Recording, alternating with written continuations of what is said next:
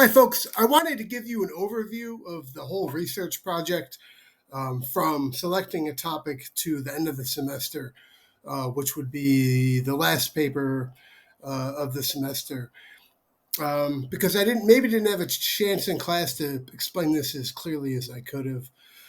And so, anyway, right now you should be working on selecting a research topic. And so for this research topic, you'll be doing 3 different projects kind of on the same topic.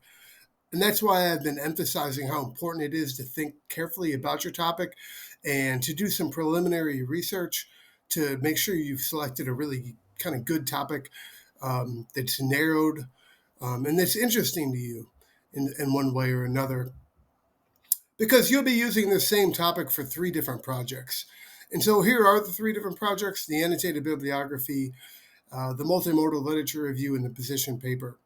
The annotated bibliography is basically just your research itself. And so you need to find 8 sources on your topic.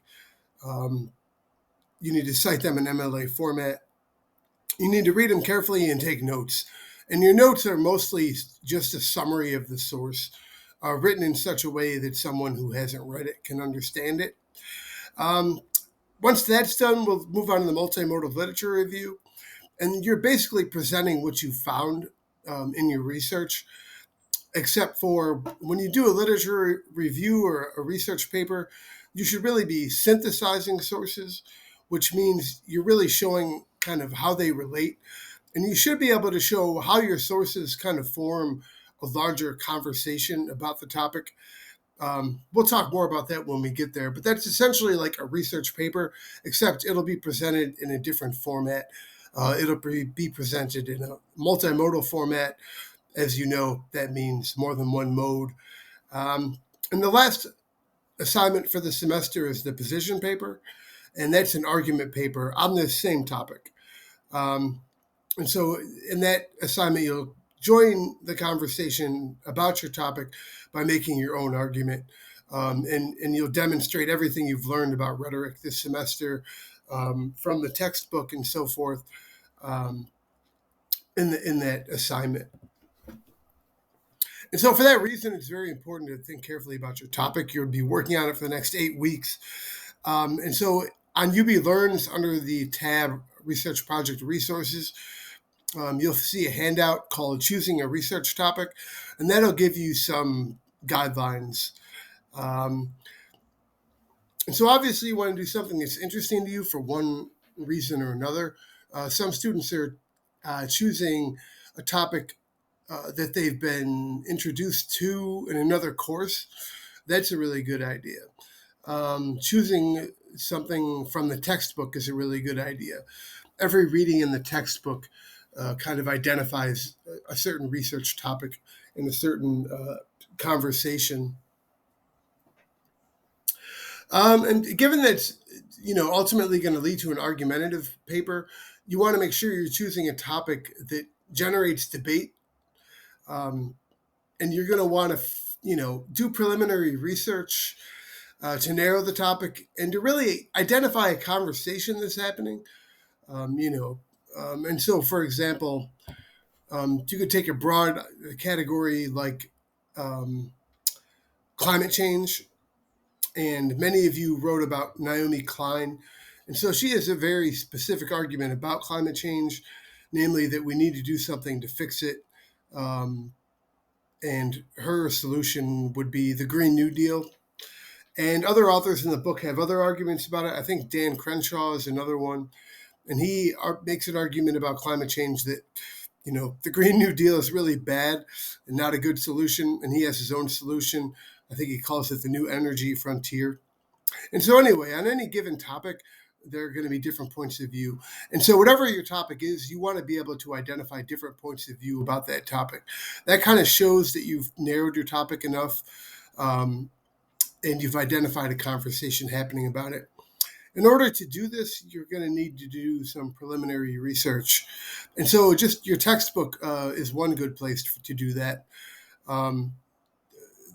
The ideas you worked with in your first 2 assignments is one way to do that.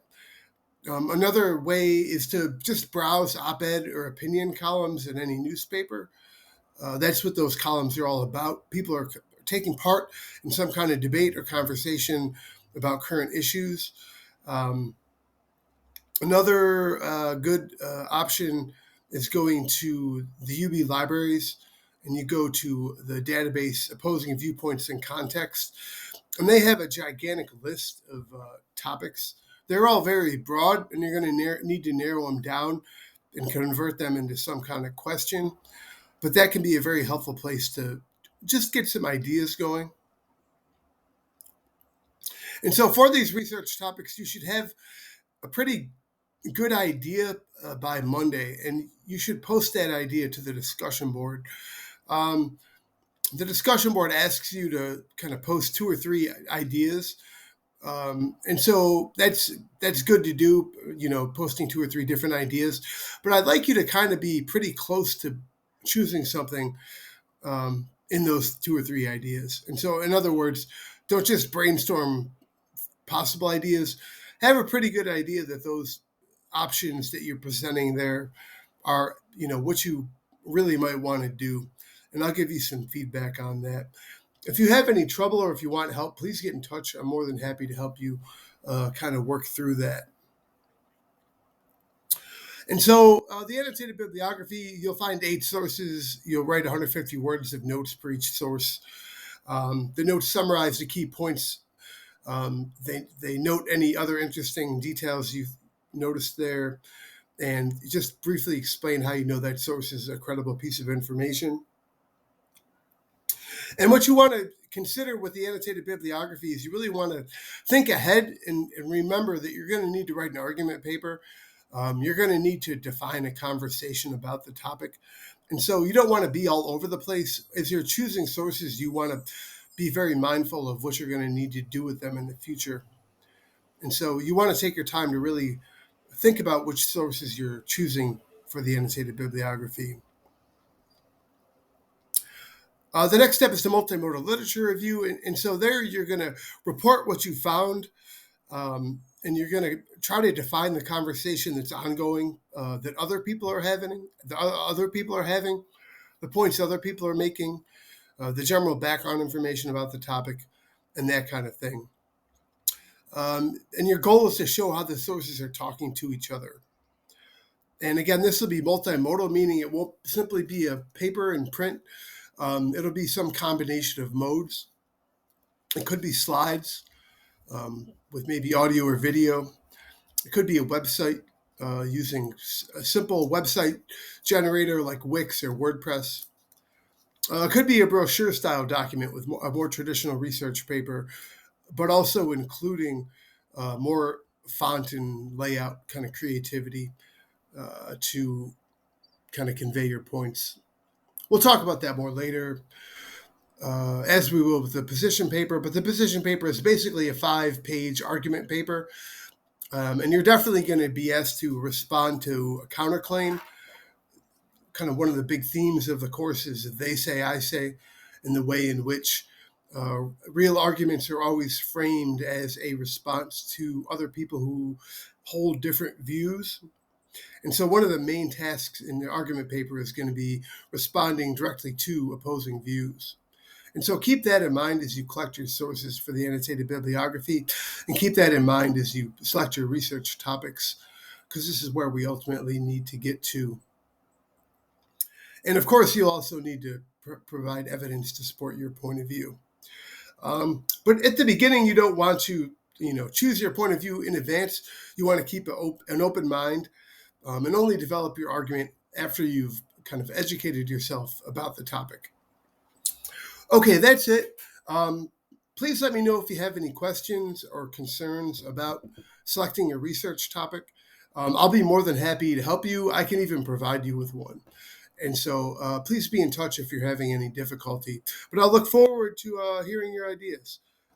Okay, thank you. I will see you soon.